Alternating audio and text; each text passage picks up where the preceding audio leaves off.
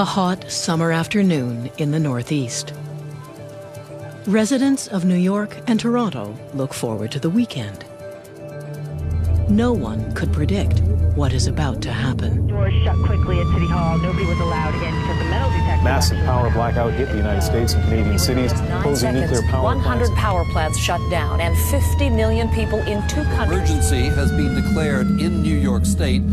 Mayor Bloomberg of New York City... In a matter of seconds, 50 million people simply fall off the grid. Phone lines and water systems fail, and thousands of people are trapped in elevators and subways. People start to panic, like we couldn't breathe. It'll be okay, honey, it'll be all right. It is August 14th, 2003, and the largest blackout in North American history causes $6 billion in damages. The official cause? Overgrown trees on power lines. But there's more to this story than troublesome trees. Just 3 days earlier, on August 11th, someone, somewhere, released one of the most damaging computer viruses ever written. Blaster.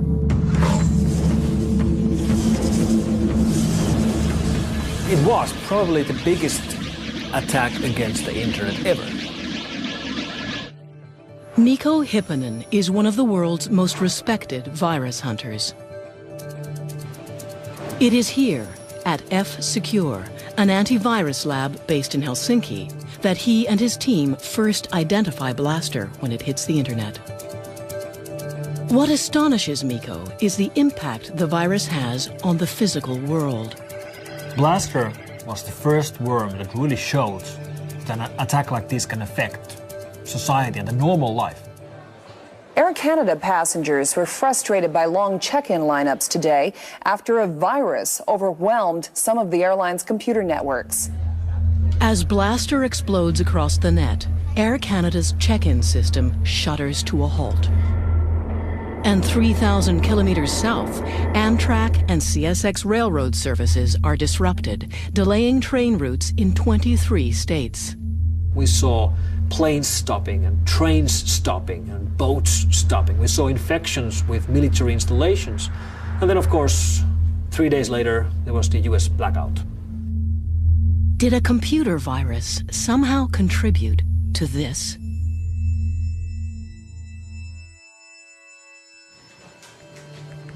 In the 21st century, most of us have had a run-in or two with a virus.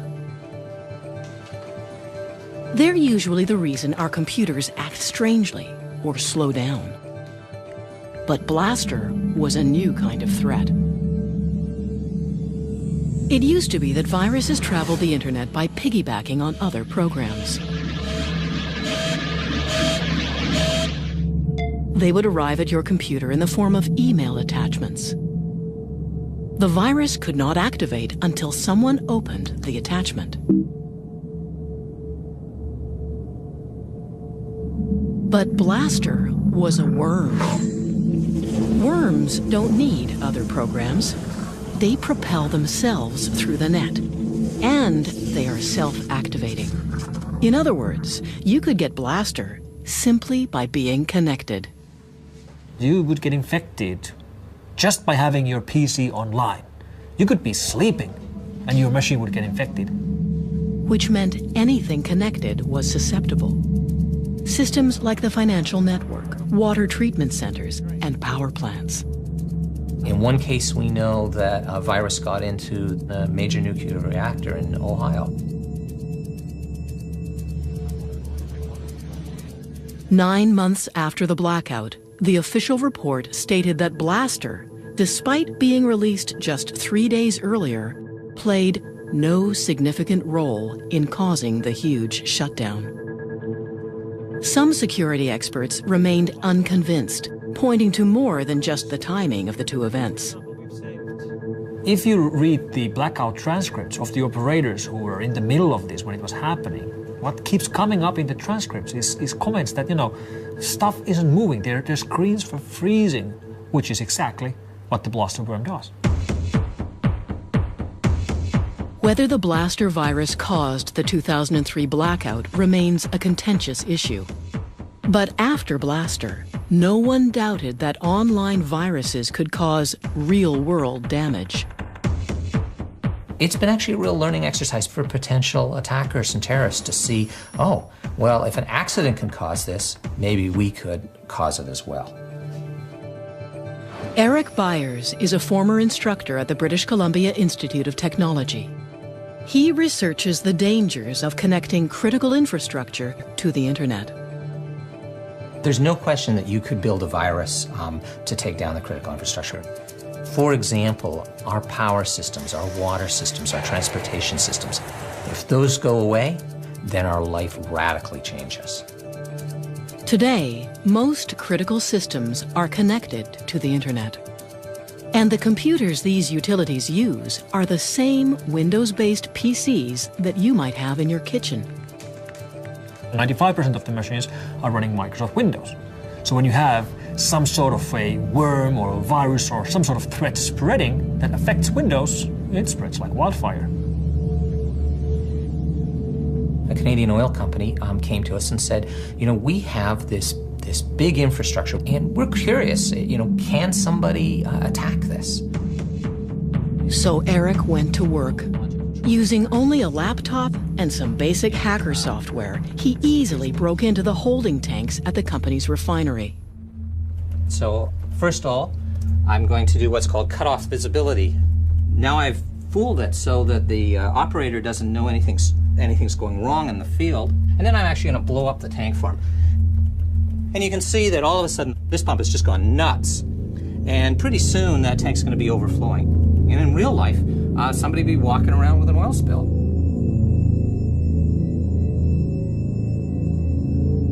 I wish that I could say, nope, all our critical infrastructure is secure, but it's not. If connecting power plants and oil refineries to the internet is putting them at risk, why not leave them unplugged? For business reasons, for business efficiency. Mary Kerwin is a security consultant and a columnist for the Globe and Mail. One executive interviewed said that he thought it was fine, it was worth taking the risk, so they'd have an edge on the competition by having these open and secure hookups between the utilities and the corporate network. The problem is, the internet was never designed to be secure. It was never actually built to do a lot of the things we're using it for right now. It was not meant to be an engine of commerce. It was not meant to hold your banking information. In the late 1960s, researchers began developing a network that could share information between computers. In the 90s, it went public and exploded. It was no longer just a handful of scientists on the internet, it was now anyone with a modem. When you have 25 people on a network, you can be pretty sure they're going to play well. But when you have a million people on a network, you can be pretty sure that somebody is not playing fair. There are no secure computers. There are no secure networks. Amit Yoran is the former director of cybersecurity within the U.S. Department of Homeland Security. I think sooner or later, we are going to be hit by a cyber failure that will affect either our nation's infrastructure or international infrastructures in a very significant and harmful way. So the implication is that somebody remotely managed to gain access to these control systems and does that type of damage and leaves the economy at a standstill, essentially. Because without our ability to bank online, to make a phone call, to switch on the lights, we're literally in the dark.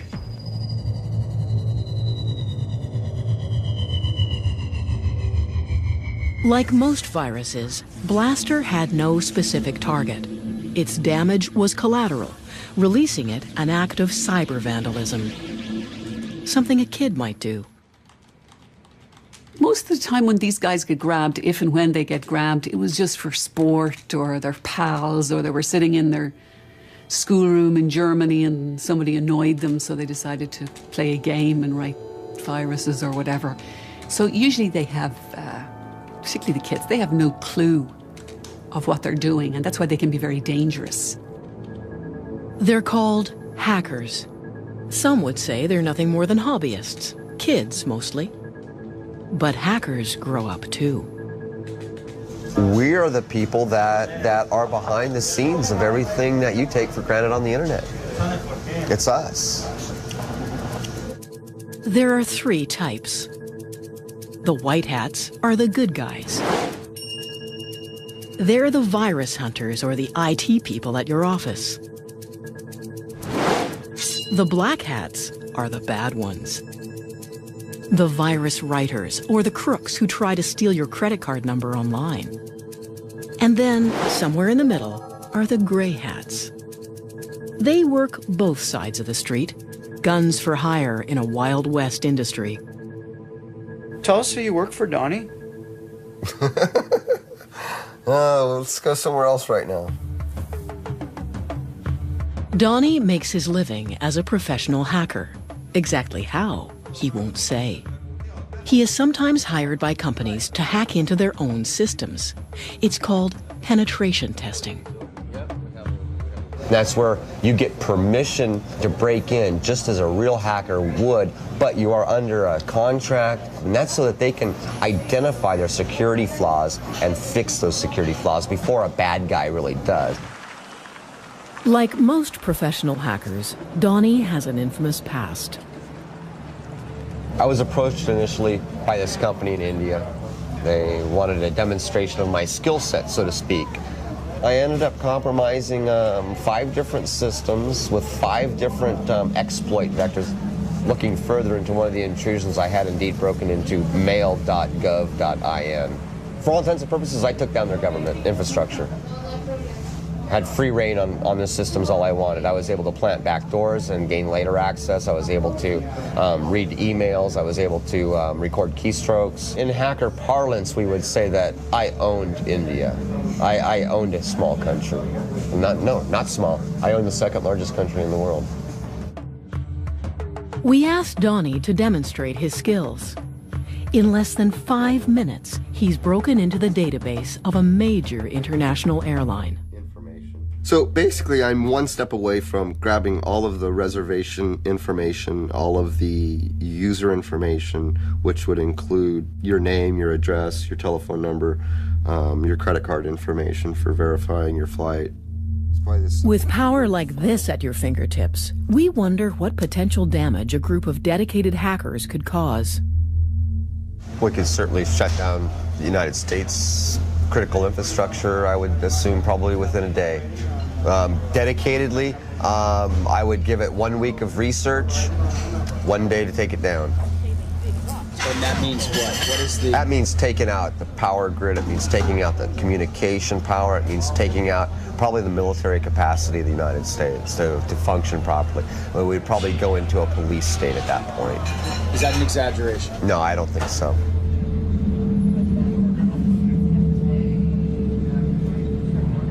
Hacking is a growth industry. There are now books, magazines, and classes that teach hackers how to breach internet security. There are even hacker conventions. DEF CON, held every year in Las Vegas, is the largest. Can you imagine 7,000 hackers loose in the entertainment capital of the world? DEF CON isn't your average convention. It's cash only at the door, which isn't such a bad idea. With 7,000 hackers afoot, it's probably the last place you'd want to use your credit card. Well, DEF CON's been going on a long time now, various degrees of notoriety, hacking their badges and hacking each other and hacking each other's cell phone, and can be a dangerous thing to attend. At DEF CON, you can learn how to pick a lock, electronic or otherwise, or how to hijack a digital billboard. And though most attendees are hackers, there's also more than a few federal agents. In more recent years, you have so many undercover FBI agents that it's hard to tell law enforcement apart from the real deal. Depending on who you talk to, the FBI are there to either spy on the hackers or recruit them. We seek out the rockstar hackers to find out what the cutting-edge threats and vulnerabilities and tomorrow's issues and problems are, because they know. Somebody told us it's easy to spot the FBI. They're the guys over 35. And today, with software designed for children as young as 6 months old, a new and far younger generation of hackers is right behind this one. In the shady online world of the hacker, there is no one more notorious than Mafia Boy. A surprise move today by the Montreal teenager known as Mafia Boy. He admitted in court he is the hacker who crashed several popular websites last winter. The turn of the millennium saw the peak of the first .com gold rush. Internet giants like Yahoo, eBay, and Dell.com were doing hundreds of millions of dollars in online business every day. But in February 2000, these sites suddenly found themselves at the mercy of a 15-year-old kid. Michael Calce, aka Mafia Boy, a high school student from Montreal. My dad got me a computer when I was extremely young. I was 6 years old. It just, I don't know, it fascinated me what I could do with this machine. At 12, Michael was already a respected hacker. And by the time he was 15, he was asked to join what was then one of the most powerful hacker groups online. And I felt honored at the time. You know, we're talking about TNT Force. This was a big Russian hacker group that had a big foundation and serious programmers in it. As TNT's newest member, Michael was eager to show off his skills. He hatched a plan to destroy a rival hacker gang by building the ultimate online weapon. I'm going to make a new tool, something that is so powerful people have never seen before, and they're going to run for their lives and wish they were never hackers. But before he attacks his enemies, Michael must first test the weapon. He picks a target: Yahoo. To this day, the biggest, busiest, and most profitable website in the world. It really never entered his mind that one of the most important sites on the internet, one of the most valuable e-commerce companies out there, would actually get taken out by what he built. In the early morning hours of February 7th, 2000, Michael prepares his attack. He puts the weapon on a timer, thereby creating an alibi, and then heads off to his grade 9 classroom. So he's sitting in a classroom, the teacher's talking, and Mike isn't paying any attention because all he's thinking about is 3, 2, 1, it's launched.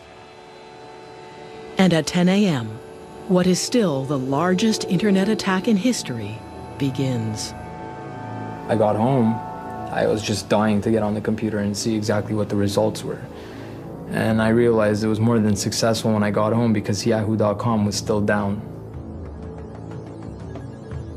Michael's weapon launched a direct assault on Yahoo computers. It was called a denial of service attack.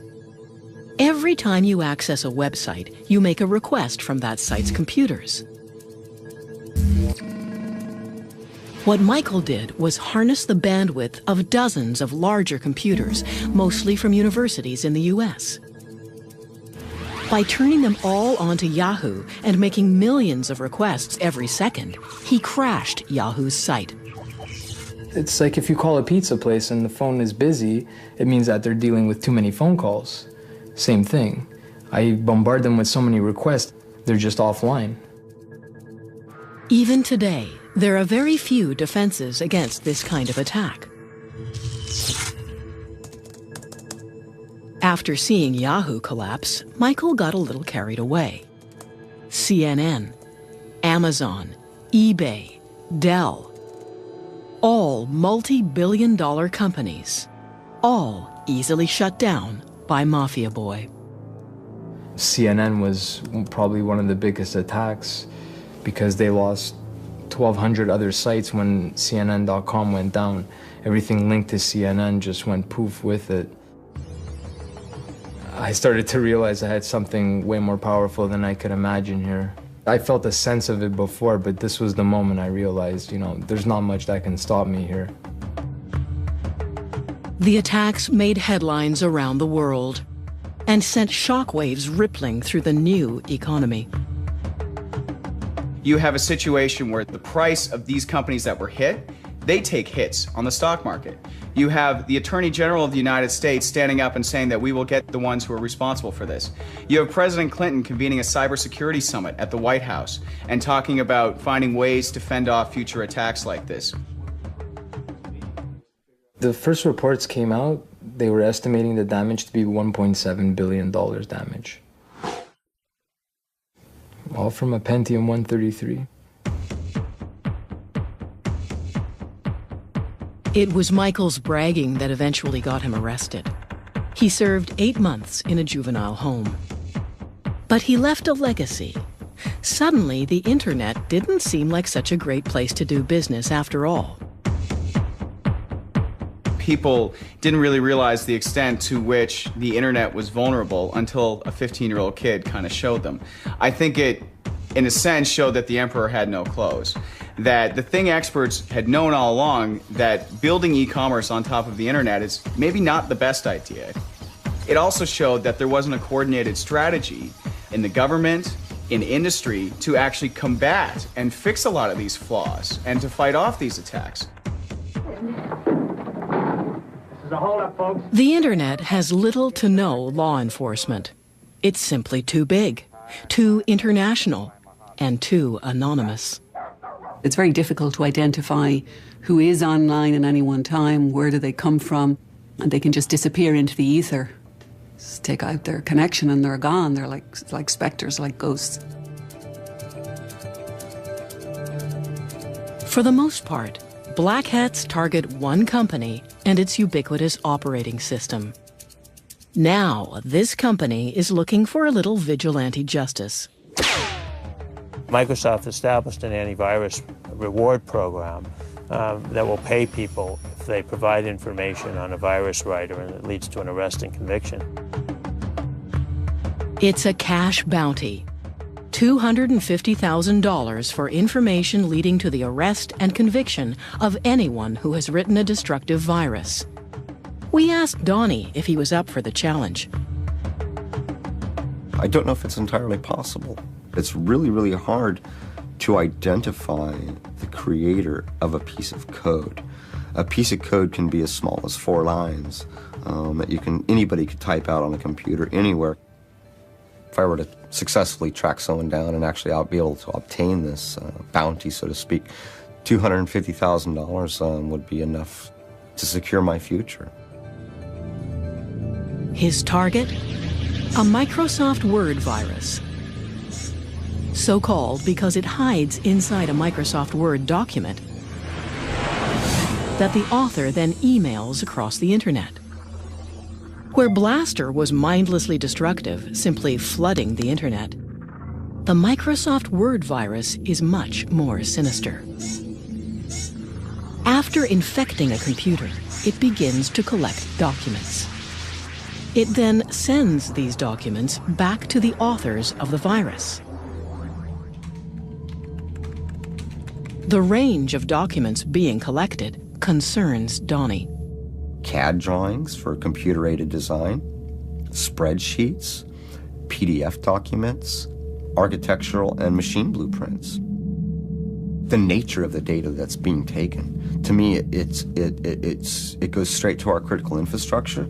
It goes straight to the core of the United States military. And the virus is known to have targeted power systems and government agencies. It is, literally, spyware.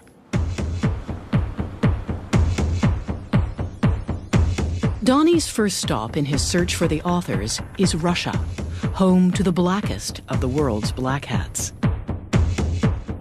We may not be able to pull this off, but we can certainly try.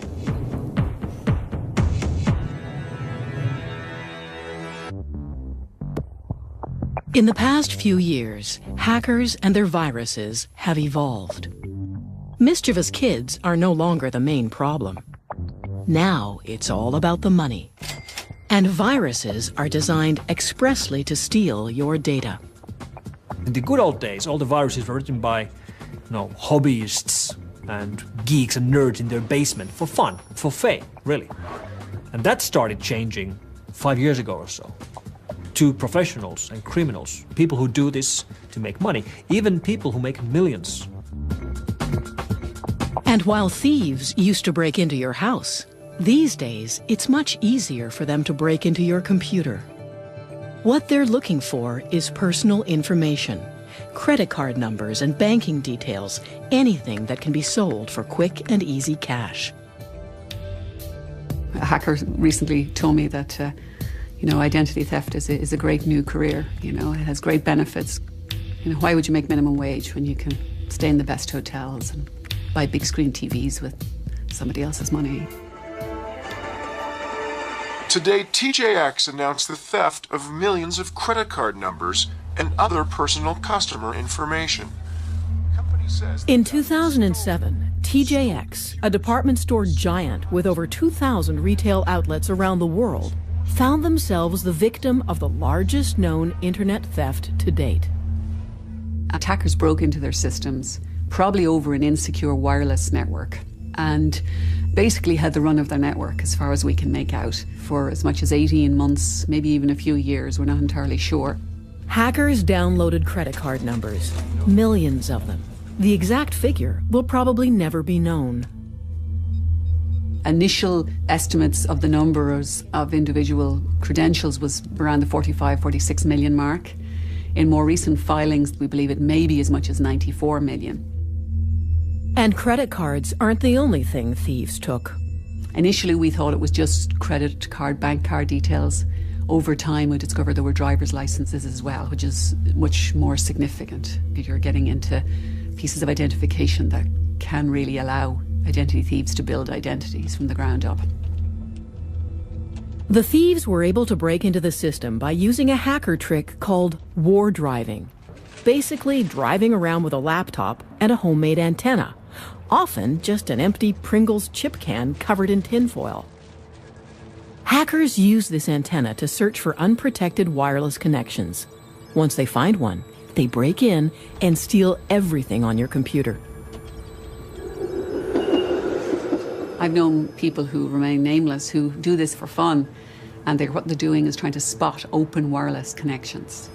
And they will show you sometimes on their computers the number of, in some cases, Fortune 500 companies perhaps that may have open network connections. Finding open connections isn't difficult.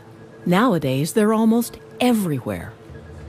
I've seen it in banks, at the airport all the time. You'll see the ticket counter have an open wireless port. Which makes catching the thieves almost impossible. Because they're wireless, the hackers are constantly in motion. The only way to catch one is in the act itself. Lowe's is a large retailer of building supplies with huge mega stores all over mostly the United States. And they recognized that somebody was hacking into their system. So they called in the FBI, who deployed a couple dozen agents in a store in Southfield, Michigan. And the agents, were so unaware of what was actually happening, they thought that somebody was walking into the store and plugging into a network connection in the wall. But an agent on the roof noticed that there was a beat-up old car in the parking lot with a Pringles can covered with tinfoil. And they said, maybe we should investigate that. And sure enough, the driver of the car was hacking into Lowe's in order to steal credit card information, which was then to be sold to Russian mafia in Detroit. Donnie shows us how quick and easy war driving is. In the past 5 minutes, the bell has gone off, looks like about 64 times. And what does that mean? 65. That means that we found an access point. So I'm connected to somebody's wireless right now. If we were, let's say, someone with malicious intent, now I'd be able to go to, whatever website or send emails so we can see that. Leaving your wireless open is just another avenue of attack that a hacker could use. War driving isn't the only easy-to-learn hacker trick. Nowadays, the internet is bursting with hacker toolkits. These kits are essentially highly developed and highly illegal bundles of programs that allow even the beginner to become a junior cyber thief. If you're looking for a Hacker's Toolkit, you can just download them off the web. There's lots of them out there. They're easy to find. Most of them, in fact, many of the best are absolutely free. For example, there's some virus writing kits I was showing a little while ago. You basically select the type of virus you want to write, and it builds a virus. Nowadays, you don't need much skill to become a cyber criminal. You just need the software. I don't think that it's ever been easier to launch an attack that can cause damage or that can steal sensitive information. It's a Google search away. It doesn't make that person a hacker, but it certainly makes them dangerous. With the abundance of toolkits, you'd think you'd hear about cyber attacks more often. But some companies choose to keep that information to themselves. If you have a cyber incident, traditional best practice is cover it up, right? Don't tell anybody about it. Currently, there are few laws that force companies to disclose cyber criminal activity, and most organizations aren't that eager to make their customers nervous. They don't want their customers to know that 10 million credit card numbers got stolen. They don't want to have to disclose that. They don't want their stock price to take the hit. It's important for security researchers out there to be able to share data and to see how attacks are evolving. But if companies won't even admit they've been attacked, let alone show how it happened, how are we supposed to get better? It's a real problem. Once thieves have your information, they sell it to the highest bidder, often advertising it in a thriving online black market. That's the biggest development in internet security in the last 2.5 years. Has been the advent of markets for identities. In the black market, working credit card numbers go for as little as $1 each. There's sampling, just like there's in the drug trade, where they'll give you 10 to test, and then you test them. Oh, they're all good. I could actually get money out of them or buy something with them. And full identities, which can include social insurance numbers and addresses, sell for as little as $5.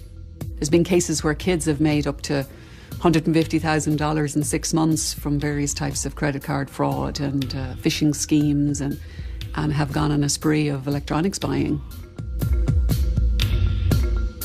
In the past few years, cybercrime has exploded. Some reports put it on a par with the drug trade.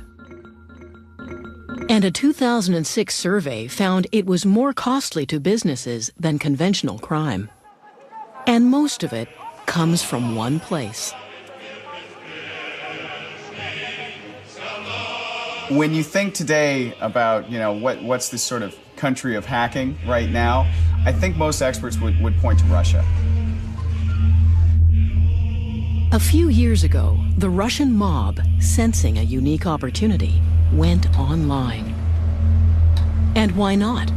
It was less risky than traditional crime, and the internet allowed the mobsters to go international. All they needed was a few programmers.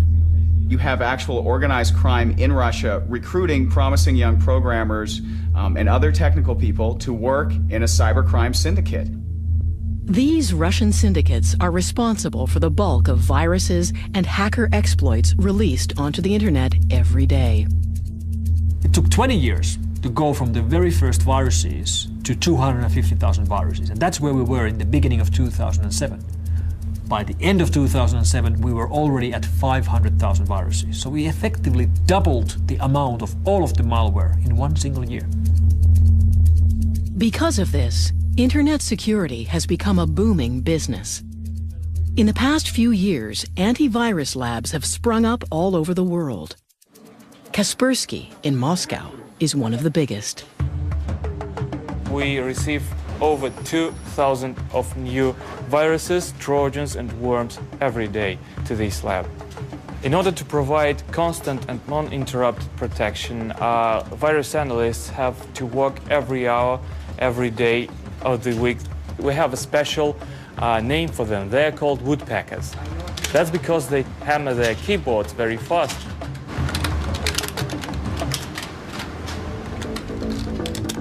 Donnie seeks help tracking down the authors of the Microsoft Word virus. He gets in contact with a group of Russian cyber criminals. These guys are really no different than a criminal ring that would be specializing in stolen car parts or stolen electronics. where they're trying to turn it, sell it, launder the money, and get some type of percentage out of it. One of the group agrees to meet with Donnie in a cafe.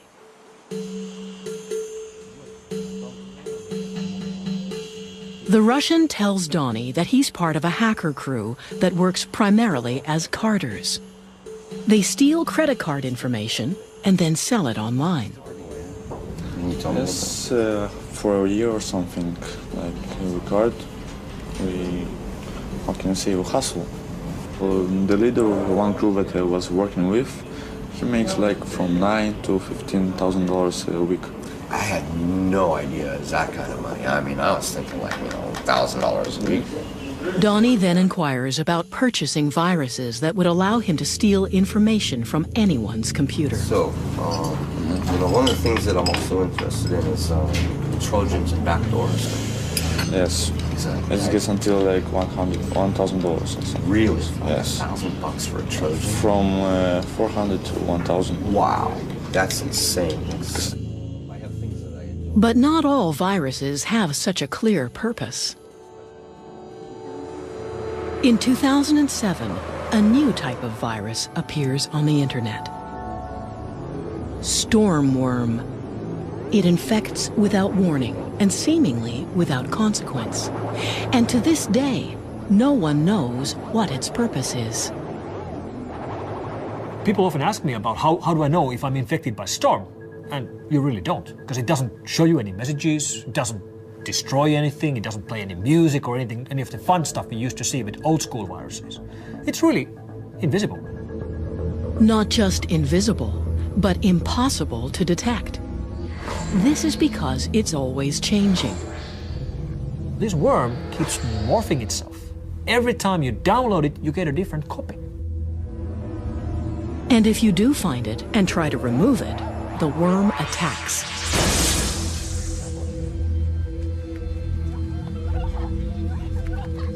But the biggest reason Stormworm is making headlines around the world is that it turns a computer into a so-called zombie or robot. The author of Stormworm can then control your computer, now a zombie, remotely, without you knowing. The zombie computer means a computer which is no longer in control of its owner. The person who actually owns the PC doesn't see this. He thinks the PC works just fine, but there's someone else behind the scenes who has access to that machine and can do whatever he wants on that machine, over the network, any time of day he wants. The worm infects thousands of PCs, creating thousands of zombies. The author of the worm then links all of the zombies together, creating a robot network, or botnet. So the idea of these botnets is that characters who manage to get bad code onto your computer, they own your computer, they have, I like to call it the key under the mat. They can come back anytime they like. You don't know even that they're there. Once you have a botnet at your disposal, you can use the combined power of all these computers at the same time. So you can, for example, send an instruction that all of those machines start to send as much traffic as they can against one single website. That's a denial of service attack. The same type of attack Mafia Boy used to take down Yahoo.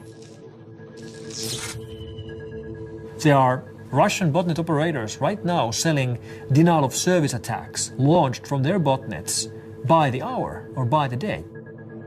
What's unique about Stormworm's botnet is its size and sophistication. Experts estimate the number of linked computers to be in the millions.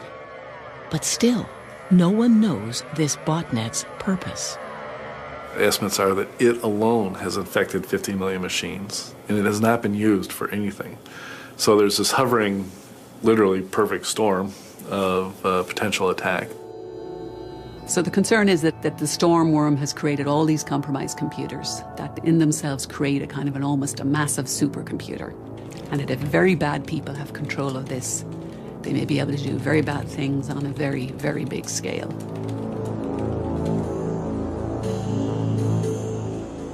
Donnie continues his search for the authors of the Microsoft Word virus. He asks his source if the Russians are involved. they're getting like CAD drawings and design features from companies like that are making like missiles, that are building like subcontractors for the army. It's a hack. We don't get into it of people that do it. So I don't know nothing about it. So you don't know anything about this Microsoft Word virus? I mean, some people tell me, this stuff is coming. The Russians are using. And China is, yes, they have the technology and they have everything. So they're the most people who get into hacking stuff like this. They're going for the big things. Big things. Yes.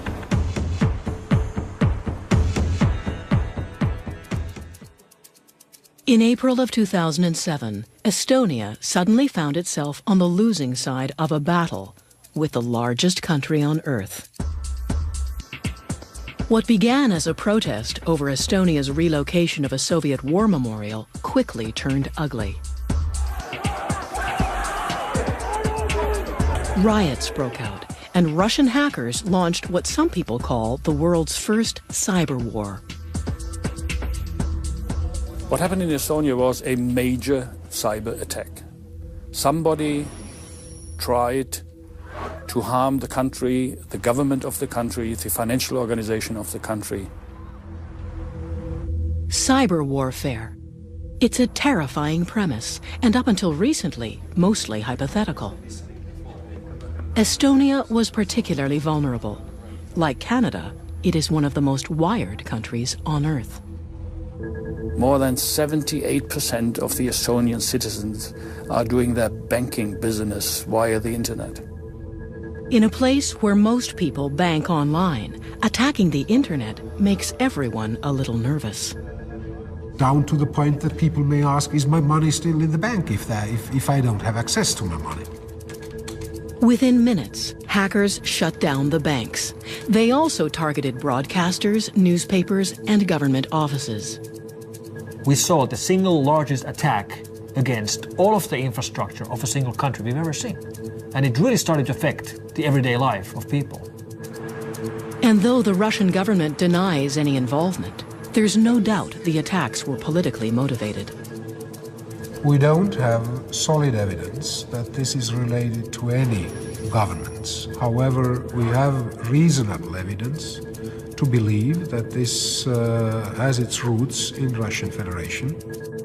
At one time, the U.S. saw Russia as the main cyber warfare opponent. As early as 1998, the country was accused of hacking into U.S. government systems. But these days, America fears a new cyber spy: China. That is the country that we're most worried about. Rick Howard is a retired lieutenant colonel of the U.S. Army.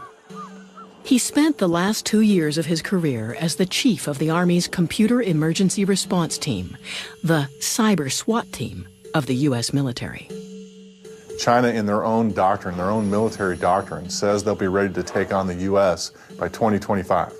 They're not going to do that tank on tank. That's not what their plan is. Their plan is to go at us with asymmetric warfare, using the internet as part of their attack vehicle. Rick believes that Chinese hackers are currently mining U.S. government computers, using tools that are similar to the Microsoft Word virus. They steal every document on those hard drives. Every Word document, every PowerPoint document, every Excel document, and they bring them back to China. We're talking about millions of documents. Stealing national secrets over the net has replaced old-fashioned espionage. But Rick's greatest concern is that the Chinese military is training and recruiting hackers. The PLA in China recruit hackers from the Chinese population, and they train them in military information warfare tactics. They give them a regular salary so that they can go and try to penetrate U.S. government and other government institutions. In 2007, the U.S. claimed China cyber-attacked the Pentagon. The Chinese government officially denies these claims.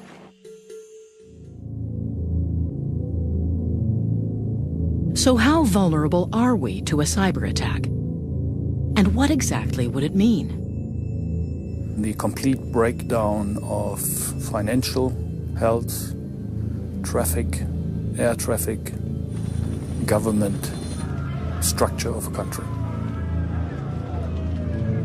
You have to concern yourself with the possibility of a digital Pearl Harbor. I think there's always the possibility that a rogue terrorist group were to have a very significant denial of service attack. And if there's anything that people need to understand in cyberspace is that this is hard stuff. You have to take it serious. So if and when an attack comes, are we ready? Donnie abandons his pursuit of the Microsoft Word virus. He reasons that now it's too risky. We're not just looking at black hat hackers, we're not looking at kids, we're not looking at script kiddies, but we're really looking at a coordinated effort sponsored by the Chinese government against not only the United States, but the West in general. He's not as interested in collecting the bounty as he once was. The percentage of it being successful is really low, in my personal opinion. And like a true gray hat, he's already onto something else. So, who are you working for now, Donnie? Not going to comment on that. Fair enough.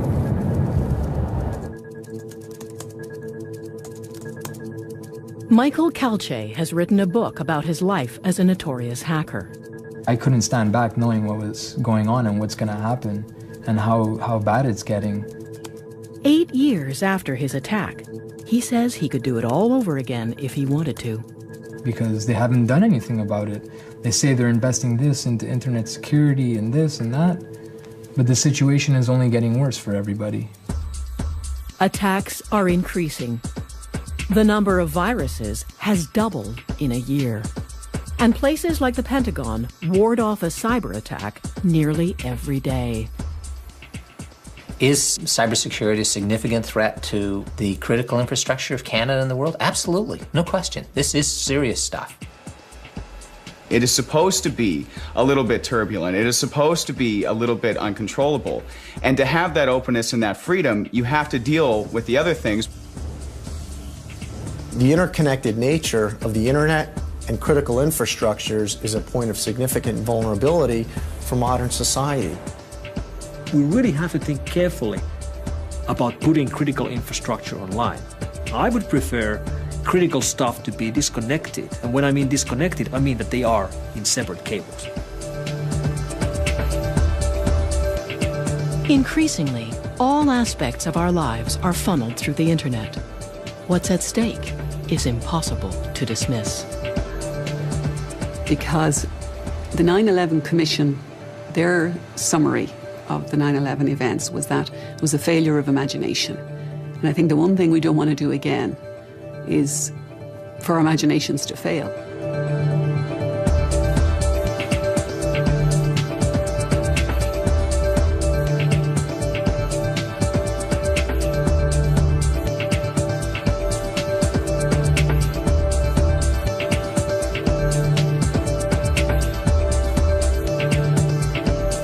Join us next week for a documentary about terminal illness and the right to die in The Suicide Tourist next Thursday night. And tomorrow, the old school cop is back to investigate a murder that points to the IRA while dealing with a shady character from Special Branch. Martin Shaw stars in George Gently, 8:30 tomorrow night on ABC One.